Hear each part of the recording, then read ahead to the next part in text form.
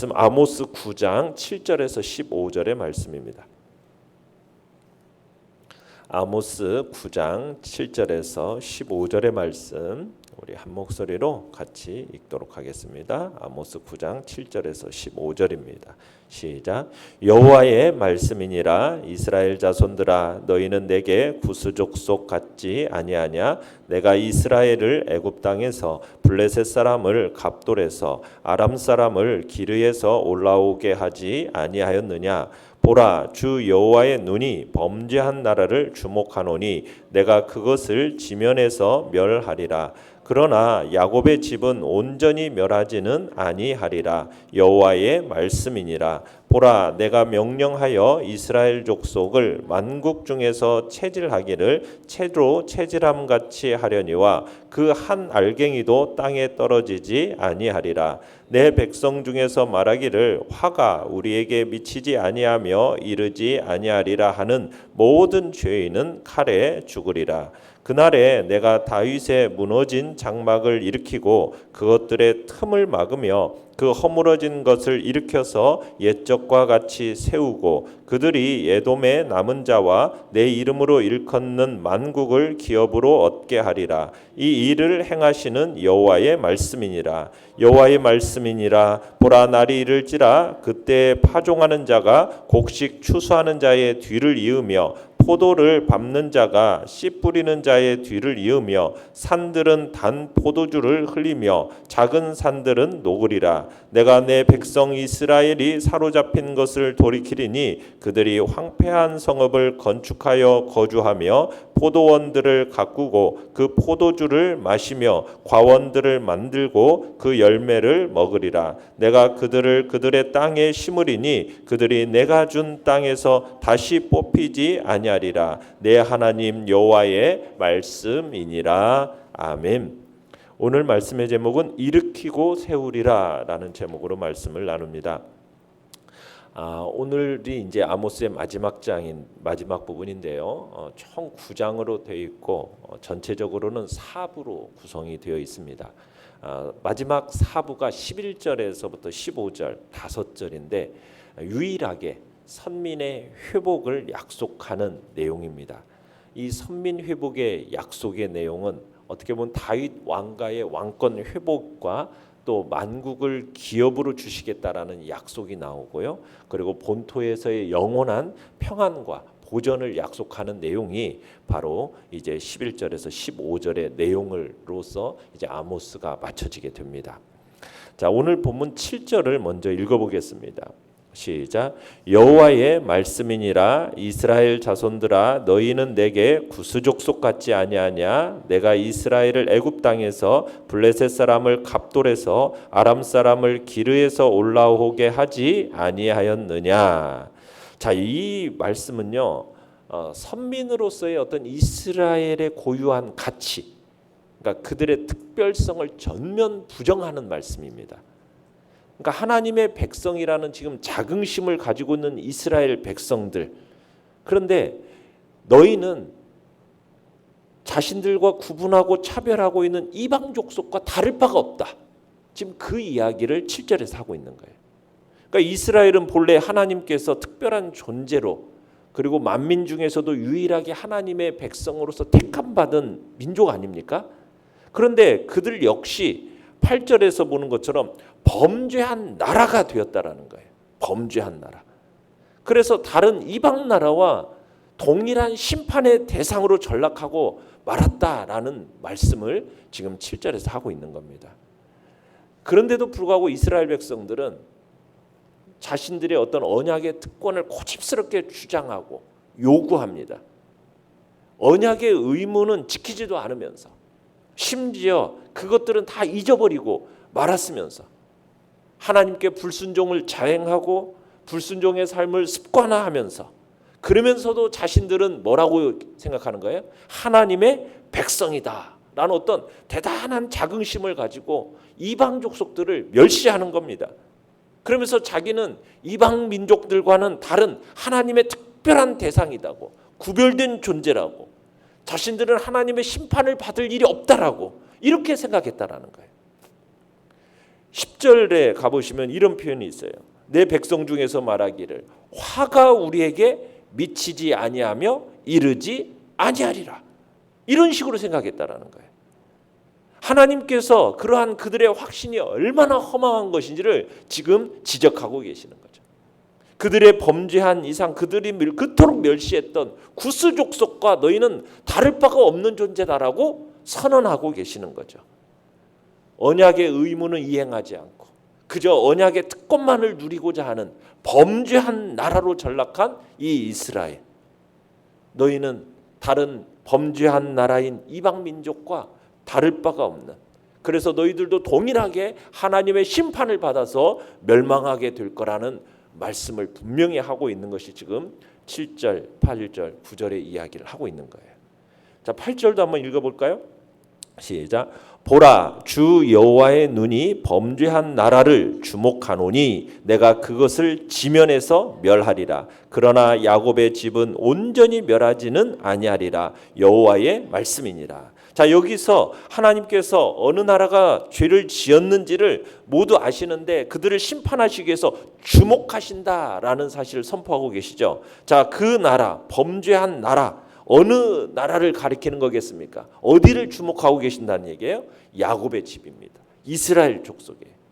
자, 그런데도 소망이 있는 건 뭐냐면 이스라엘 족속을 멸망시키기는 하겠지만 완전히 멸망시키지는 않겠다. 그 중에 소수의 남은 자들은 내가 구원해 내겠다라는 소망의 말씀을 마지막에 주고 계세요. 자, 내용과 첫 번째 1번입니다. 자, 하나님께서 이스라엘을 구원하는 방법을 농사일 중 무엇과 비교하고 있습니까? 자, 9절을 읽어봅니다. 시작. 보라, 내가 명령하여 이스라엘 족속을 만국 중에서 채질하기를 채로 채질함 같이 하려니와 그 한 알갱이도 땅에 떨어지지 아니하리라. 자, 앞에서 야곱의 집을 완전히 멸망시키지는 않을 것이라고 선언을 하시고 나서 이제 이스라엘의 남은 자를 구원하시겠다는 암시를 주고 있는 겁니다. 그러면서 뭐에 비유하고 있어요? 곡식을 채질하는 비유를 통해서 지금 이스라엘 백성의 남은 자는 반드시 구원하실 거라는 사실을 강조하고 있는 겁니다. 그러니까 하나님께서 만국 중에서 이스라엘을 뭐 하시겠다?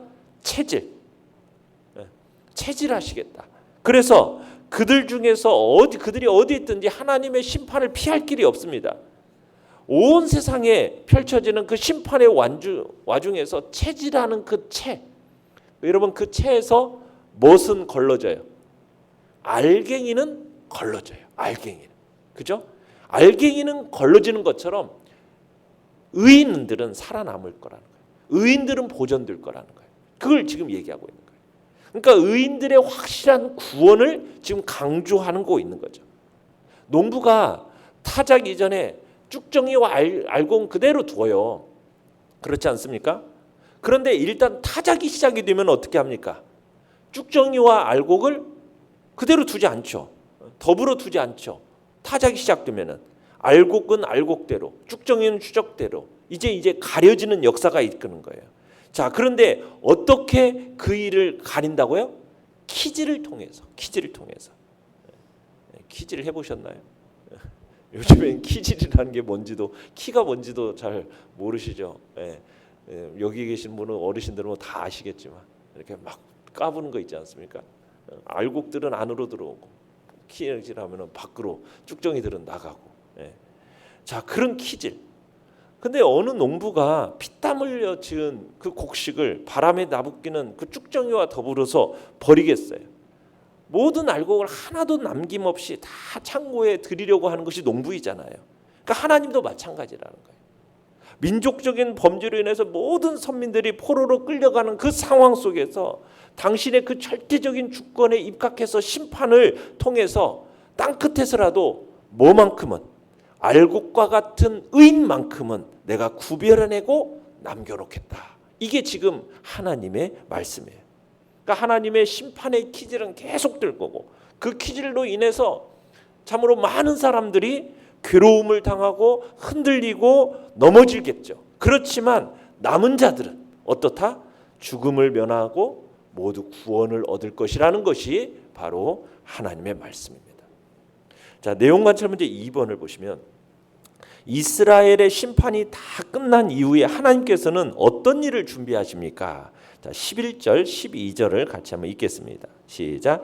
그날에 내가 다윗의 무너진 장막을 일으키고 그것들의 틈을 막으며 그 허물어진 것을 일으켜서 옛적과 같이 세우고 그들이 에돔의 남은 자와 내 이름으로 일컫는 만국을 기업으로 얻게 하리라. 이 일을 행하시는 여호와의 말씀이니라. 자, 뭘 준비하시느냐? 이스라엘의 회복을 준비하십니다. 1차적으로는 이제 북이스라엘은 아수르에게 장차 멸망하고 남유다는 바벨론에게 차례로 또 멸망하지 않습니까? 자, 그런 가운데서 하나님께서 어떻게 해요? 남북의 이스라엘의 회복을 지금 예언하시는 거예요. 이 궁극적으로는 다윗의 장막이라는 표현이 나오는데 이 다윗의 장막으로 상징되는 영원한 메시아 왕국의 건설에 대해서 예언을 하고 있는 겁니다. 특별히 이 11절, 12절의 말씀을 신약 성경에 가면 예루살렘 최고의 지도자 중에 한 사람인 야고보 있지 않습니까? 예수님의 동생인 야고보. 이 야고보가 이방인이 하나님의 교회에 속하게 된다는 사실을 설명하기 위해서 이 11절과 12절을 인용합니다. 그러면서 이 본문이 이 아모스의 이 본문이 단순히 이스라엘의 회복만을 얘기한 게 아니라 메시아 왕국에 도래할 것에 대한 예언을 보여주고 있는 거예요. 자, 보면은 여러분 우리가 아모스 1장에서 9장까지 보지만요. 전부 어떻게 보면은 출고 심판에 대한 얘기만 예언하고 있었어요. 그런데 마지막 11절에서 15절 딱 5절만 예언을 어떻게 마무리 짓고 있습니까? 회복과 건설에 대한 예언을 하고 있어요. 그러니까 하나님께서 타락한 선민 이방 나라를 심판하는 목적이 어떻게 보면은 이스라엘 백성의 어떤 멸절이나 괴롭힘에 있는 게 아니다라는 사실을 보여주고 있는 겁니다. 그러니까 하나님의 섭리의 최종 목표는 뭐예요?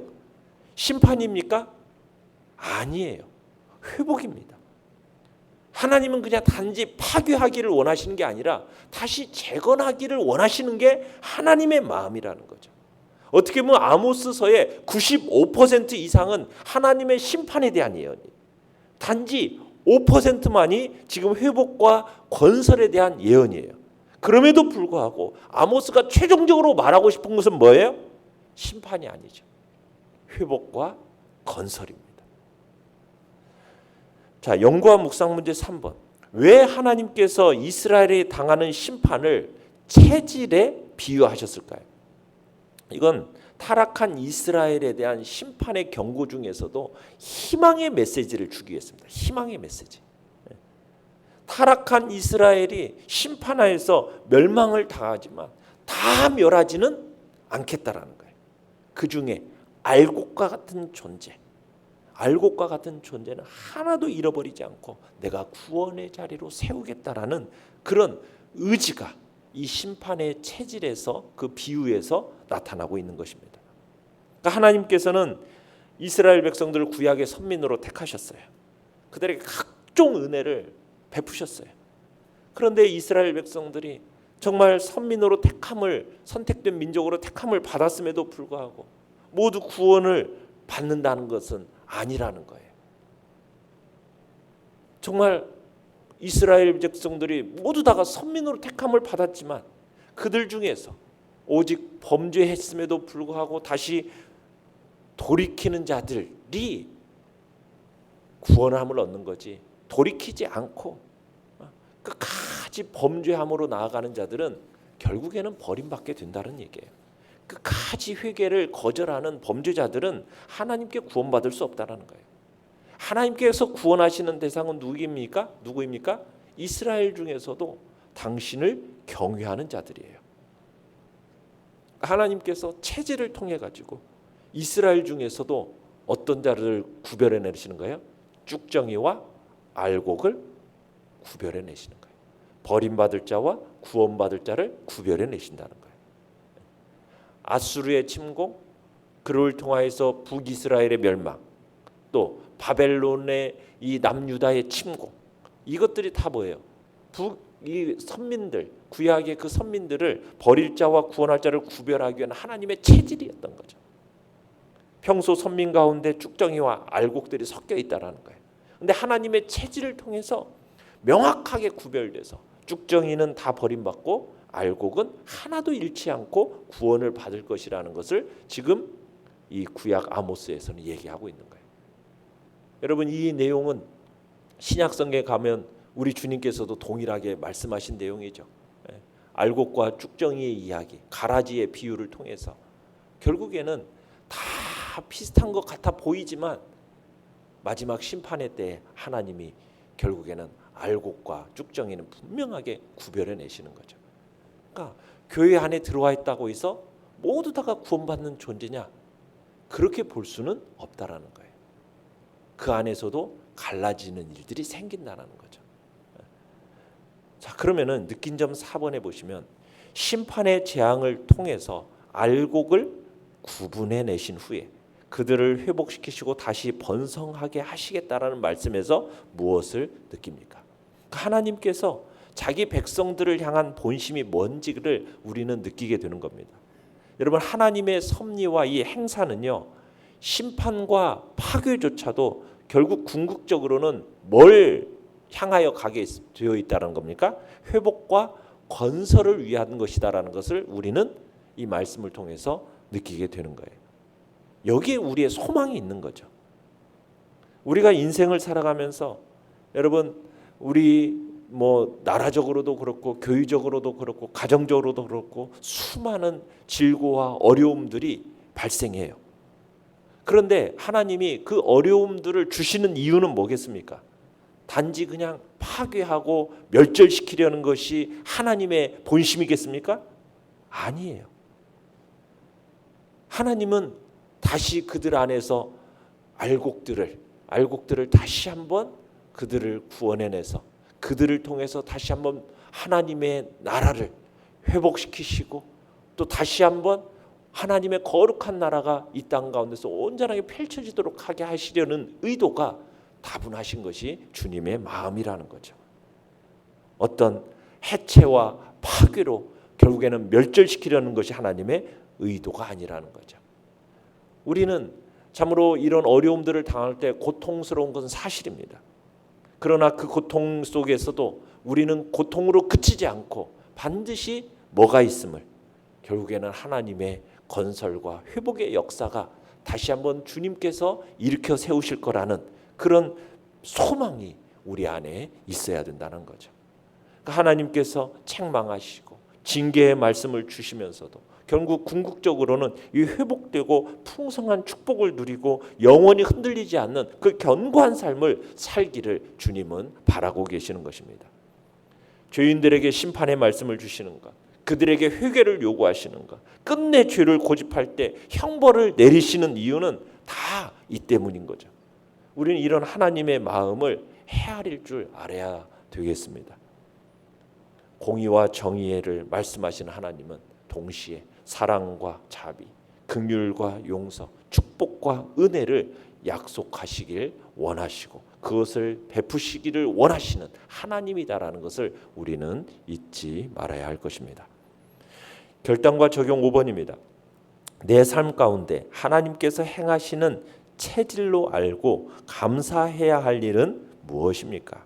알곡 한 톨도 땅에 떨어뜨리지 않으실 하나님을 믿는 자답게 살기 위해서 오늘 실천해야 할 일은 무엇입니까?